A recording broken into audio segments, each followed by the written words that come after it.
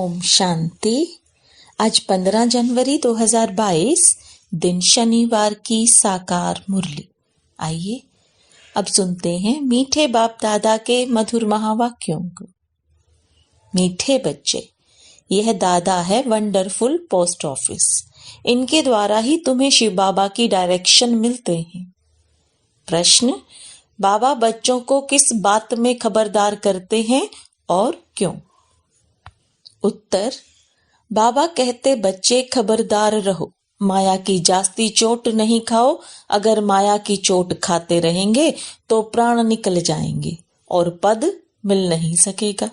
ईश्वर के पास जन्म लेकर फिर कोई माया की चोट से अगर मर जाए तो यह मौत सबसे खराब है। जब माया बच्चों से उल्टे काम कराती है तो बाबा को बहुत तरस पड़ता है, इसलिए खबरदार करते रहते हैं। गीत, तुम्हारे बुलाने को जी चाहता है, मुकद्दर बनाने को जी चाहता है। ओम शांति। बाप को बुलाने का समय होता ही तब है जबकि मनुष्य मात्र दुखी होते हैं, क्योंकि विकारी बन जाते हैं।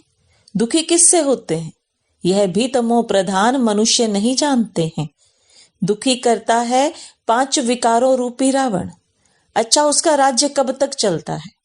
जरूर दुनिया के अंत तक राज्य चलेगा। अब कहेंगे रावण राज्य है, राम राज्य। रावण राज्य नाम तो मशहूर है। रावण राज्य को भारत में ही जानते हैं। देखने में आता है दुश्मन भी भारत का ही है। भारत को रावण ने ही गिराया है।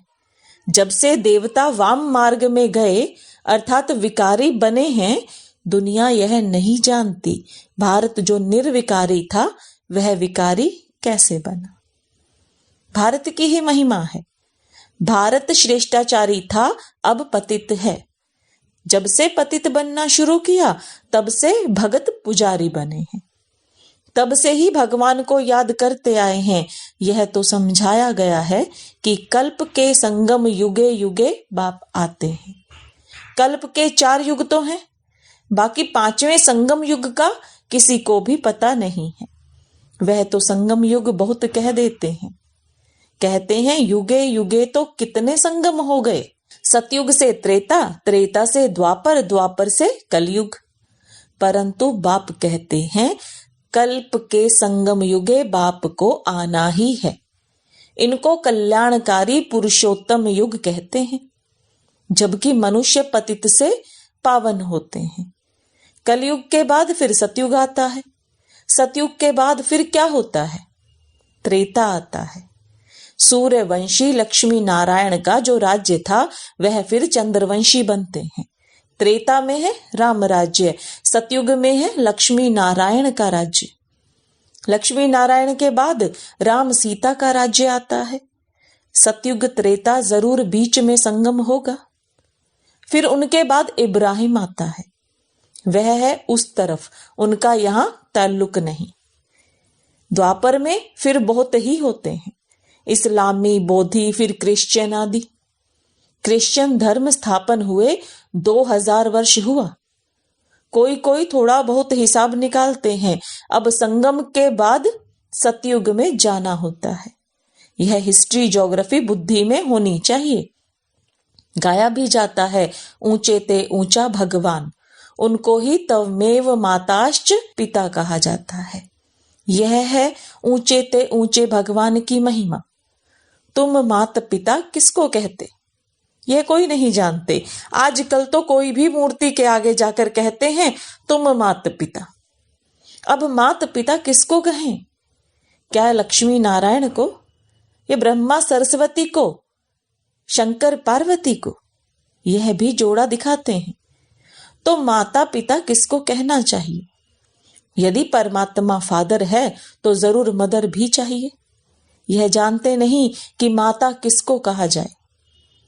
इसको गुह्य बातें कहा जाता है। क्रिएटर है तो फिर फीमेल भी चाहिए।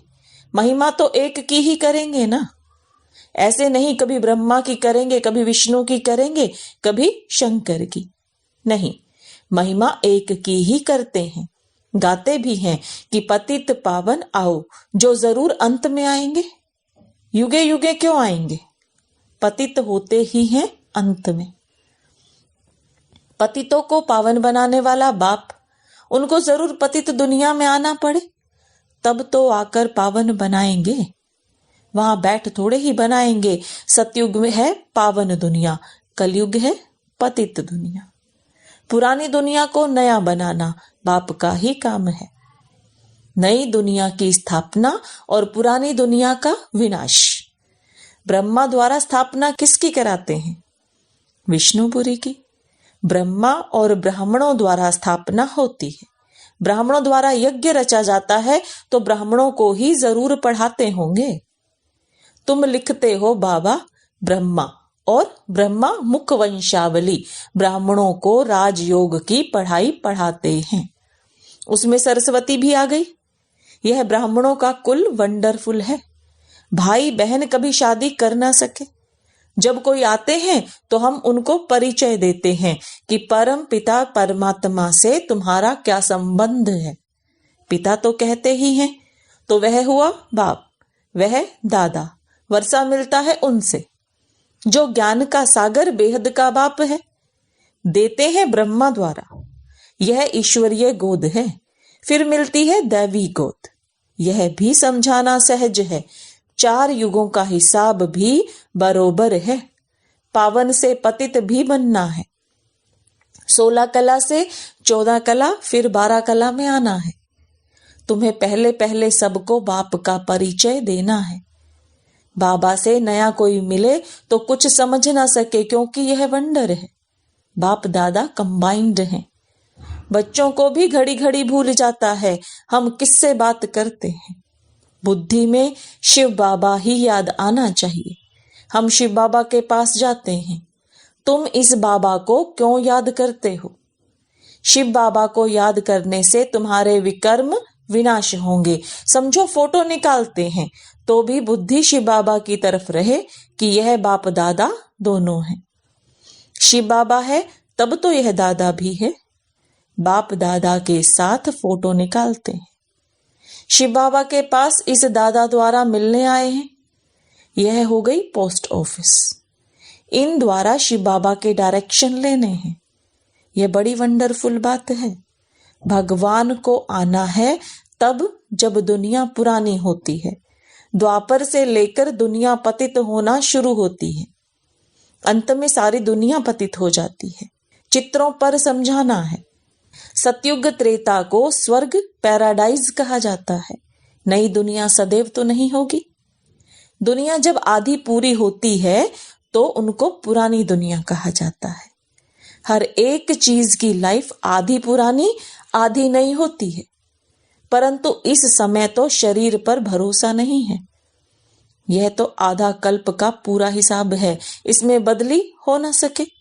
समय के पहले कुछ भी बदल नहीं सकता और वस्तुएं तो बीच में टूट फूट सकती हैं, परंतु यह पुरानी दुनिया का विनाश और नई दुनिया की स्थापना आगे पीछे हो नहीं सकती। मकान तो कोई समय टूट सकता है, ठिकाना नहीं है। यह चक्र तो अनादि अविनाशी है, अपने टाइम पर चलता है। पुरानी दुनिया की पूरी एक्यूरेट लाइफ है। आधा कल्प राम राज्य, आधा कल्प रावण राज्य, जास्ती हो नहीं सकता। तुम बच्चों की बुद्धि में अब सारी त्रिलोकी आ गई है। तुम त्रिलोकी के मालिक द्वारा नॉलेज ले रहे हो। तुम्हारा मर्तबा इस समय बहुत ऊंचा है। इस समय तुम त्रिलोकी के नाथ हो, क्योंकि तुम तीनों लोकों के ज्ञान को जानते हो।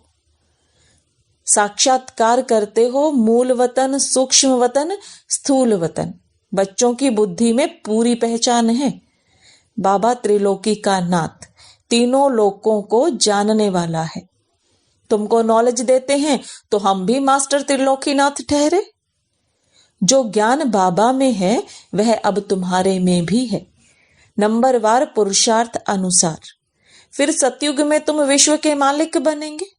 वहां तुमको त्रिलोकी के नाथ नहीं कहेंगे। लक्ष्मी नारायण को त्रिलोकी का ज्ञान नहीं रहता, सृष्टि चक्र का ज्ञान नहीं रहता। तुम नॉलेजफुल गॉड के बच्चे हो। उसने पढ़ाकर तुमको आप समान बनाया है। तुम जानते हो हम फिर विष्णुपुरी के मालिक बनेंगे। इस समय जो कुछ पास्ट हो गया है वह नॉलेज भी तुम्हारे पास है। मनुष्यों को हद की हिस्ट्री ज्योग्राफी का मालूम है, तुमको बेहद की हिस्ट्री ज्योग्राफी बुद्धि में है। उन्हों को बाहुबल की लड़ाई का मालूम है, योग बल की लड़ाई का किसी को पता भी नहीं। तुम जानते हो योग बल से हम विश्व के मालिक बनते हैं। सिखलाने वाला है बाप जो त्रिलोकीनाथ है। इस समय तुम्हारा मर्तबा बहुत ऊंचा है। तुम नॉलेजफुल बाप के बच्चे मास्टर नॉलेजफुल हो। यह भी तुम जानते हो कि वह ज्ञान का सागर, आनंद का सागर किस प्रकार है। उसको कहते हैं सत्य चित्त आनंद स्वरूप। इस समय आनंद को तुम फील करते हो क्योंकि तुम बहुत दुखी थे। तुम भेंट कर सकते हो सुख और दुख की। वह लक्ष्मी नारायण तो इन बातों को नहीं जानते। वह तो सिर्फ बादशाही करते हैं। वह है उनकी प्रारब्ध। तुम भी जाकर स्वर्ग में राज्य करेंगे। वहां बहुत अच्छे महल बनाएंगे। वहां चिंता की कोई बात नहीं रहती। यह भी बुद्धि में स्थायी रहना चाहिए तो खुशी का पारा भी चढ़े। तूफान तो अनेक प्रकार के आएंगे, संपूर्ण तो कोई बना नहीं है। बाप समझाते हैं तुमको बहुत स्थैर्यम बनना होगा। वो लोग अमरनाथ पर जाते हैं फिर भी उनको उतरना तो जरूर है। तुम जाएंगे बाप के पास, फिर नई दुनिया सतयुग में आएंगे, तब फिर उतरना शुरू होगा। हमारी यह बेहद की यात्रा है। पहले बाबा के पास आराम से रहेंगे, फिर राजधानी में राज्य करेंगे, फिर जन बाय जन उतरते ही आएंगे। इसको चक्र कहो या उतराई चढ़ाई कहो, बात एक ही है। नीचे से ऊपर चले जाएंगे फिर उतरना शुरू होगा। यह सब बातें जो शुरूढ़ बुद्धि वाले हैं वह अच्छी तरह से समझते हैं और समझा भी सकते हैं। यह बाबा भी नहीं जानता था। अगर इनका कोई गुरु होता तो उस गुरु के पास भी फॉलोअर्स होते। ऐसे थोड़े ही सिर्फ एक ही फॉलोअर होगा। शास्त्रों में तो है भगवानुवाच, हे अर्जुन, एक का ही नाम लिख दिया है। अर्जुन के रथ में बैठे हैं तो जैसे वही सुनता है और भी तो सुनेंगे ना। संजय भी होगा। यह बेहद का स्कूल एक ही बार खुलता है। वह स्कूल तो चलते ही आते हैं। जैसा राजा वैसी लैंग्वेज। वहां सतयुग में भी तो स्कूल में जाते हैं ना। भाषा, धंधा, धौर्य आदि सब सीखेंगे। वहां भी सब कुछ बनता होगा। सबसे अच्छे ते अच्छी चीज जो होनी चाहिए वह स्वर्ग में होती है। फिर वह सब कुछ पुराना हो जाता है। अच्छे ते अच्छी वस्तु मिलती है देवताओं को। यहाँ क्या मिलेगा? महसूस करते हो कि नई दुनिया में सब कुछ नया मिलेगा। यह सब बातें समझकर फिर मनुष्यों को समझानी है। अभी हम संगम पर हैं। हमारे लिए अब दुनिया बदल रही है। ड्रामा अनुसार मैं फिर आया हूं तुमको पतित से पावन देवी देवता बनाने। यह चक्र फिरता है। प्रजापिता ब्रह्मा द्वारा जरूर ब्राह्मण ही रचे होंगे। ब्राह्मणों द्वारा यज्ञ रचा है। ब्राह्मण सो देवता बनेंगे, इसलिए विराट रूप का चित्र भी जरूरी है, जिससे सिद्ध होता है ब्रह्मा मुख वंशावली ब्राह्मण ही सो देवता बनेंगे। वृद्धि होती जाएगी। देवता सो क्षत्रिय, वैश्य, शूद्र बनेंगे। यह संगम युग नामी ग्रामी है। आत्मा परमात्मा अलग रहे बहुकाल। चढ़ती कला फिर उतरती कला, यह भी समझाना है। पहले ईश्वरीय औलाद, फिर देवताई औलाद, फिर थोड़ा थोड़ा कम होता जाता है। तुम पूछ सकते हो कि दुख हरता सुख करता किसको कहते हैं? जरूर कहेंगे परमपिता परमात्मा को। जब दुनिया का दुख मिट जाएगा तो विष्णुपुरी बन जाएगी। ब्राह्मणों के दुख मिट जाते हैं, सुख मिल जाते हैं, यह है सेकंड की बात। लौकिक बाप की गोद से निकल पारलौकिक बाप की गोद में आ गए, यह है खुशी की बात। यह सबसे बड़ा इम्तिहान है। राजाओं का राजा बनते हैं। राजयोग परमपिता परमात्मा के सिवाय कोई सिखला ना सके। यह चित्र बहुत अच्छे हैं। ऐसे कौन कहेंगे कि मेरा परमपिता परमात्मा से कोई नाता नहीं है। ऐसे नास्तिक से बात नहीं करनी चाहिए। माया चलते चलते बच्चों से भी कभी कभी उल्टा काम करा देती है। बाबा को तो तरस पड़ता है, फिर समझाते हैं, खबरदार रहो, जास्ती चोट नहीं खाओ, नहीं तो पद नहीं पाएंगे। माया तो बहुत जोर से थप्पड़ लगाती है, जो प्राण ही निकल जाते हैं। मर गया, फिर जन्मदिन मना नहीं सकेंगे, कहेंगे बच्चा मर गया। ईश्वर के पास जन्म ले फिर मर जाए, यह मौत सबसे खराब है। कोई बात राइट नहीं लगती तो छोड़ दो, संशय पड़ता है तो नहीं देखो। बाबा कहते हैं, मन मना भव, मुझे याद करो और स्वदर्शन चक्र फिराओ। अच्छा, मीठे मीठे सिकिलदे बच्चों प्रति माता पिता बाप दादा का याद प्यार और गुड मॉर्निंग। रूहानी बाप की रूहानी बच्चों को नमस्ते। रूहानी बच्चों की रूहानी बाप दादा को याद प्यार, गुड मॉर्निंग और नमस्ते। धारणा के लिए मुख्य सार।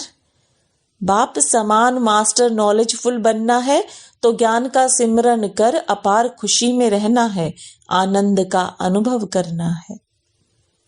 अनेक प्रकार के तूफानों में रहते स्वयं को स्थैर्य बनाना है। माया की चोट से बचने के लिए बहुत बहुत खबरदार रहना है।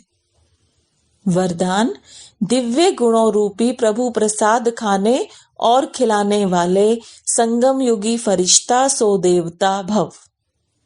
दिव्य गुण सबसे श्रेष्ठ प्रभु प्रसाद है। इस प्रसाद को खूब बांटो, जैसे एक दो में स्नेह की निशानी स्थूल टोली खिलाते हो, ऐसे ये गुणों की टोली खिलाओ। जिस आत्मा को जिस शक्ति की आवश्यकता है उसे अपनी मनसा अर्थात शुद्ध वृत्ति वाइब्रेशन द्वारा शक्तियों का दान दो और कर्म द्वारा गुण मूर्त बन गुण धारण करने में सहयोग दो।